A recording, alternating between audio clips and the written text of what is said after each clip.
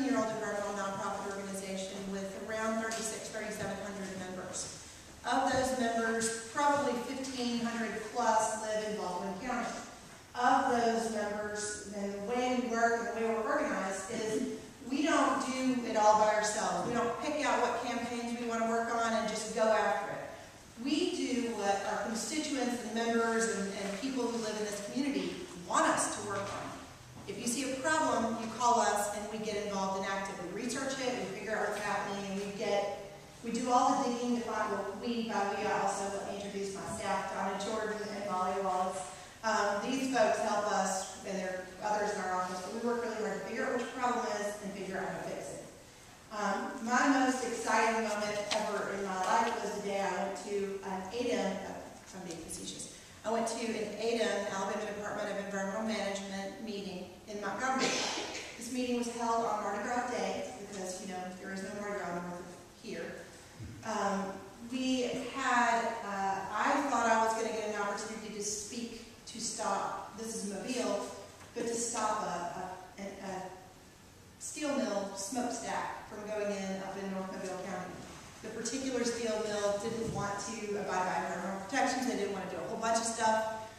It was a pretty crazy thing, and I was really excited to have an opportunity to go up there and speak on our behalf, and on behalf of the community and the constituency that I represented at the time.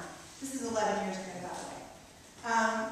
I get there, and I find out that not only am I not allowed to speak, I'm not allowed to talk about this issue at all, and ADEM can't stop this facility from going in or from this issue from happening or any of the things that I want to fight or worry about, because it's not about deciding.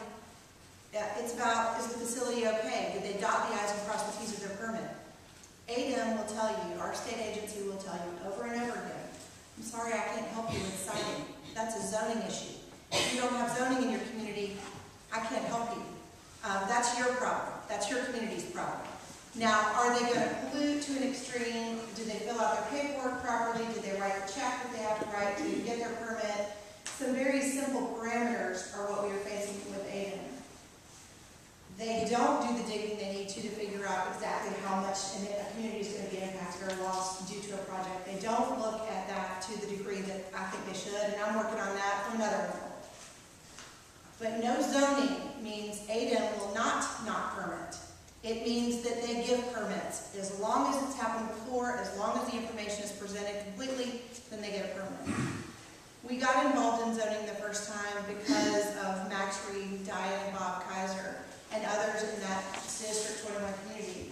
They wanted to stop a sewage treatment facility, and I actually found out some really crazy things, that I couldn't fight that facility from polluting because of the way the permit was written. So there were other doors that were closed to us on this issue. We tried everything else first. We tried everything we knew how, and we were prepared to raise thousands of dollars to do every kind of study we knew how to ensure that we could prove that that facility would impact Fish River, Magnolia Springs, and our Magnolia River and our community, and that community particularly.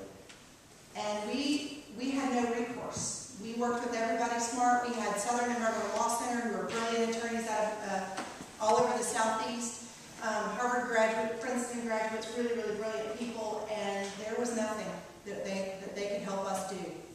The only thing that we knew we could do to protect our community, and Diane, I think, alluded to this, but what they did, and as on that planning commission after zoning was approved, they got to say, we don't want sewage treatment facilities in our neighborhood.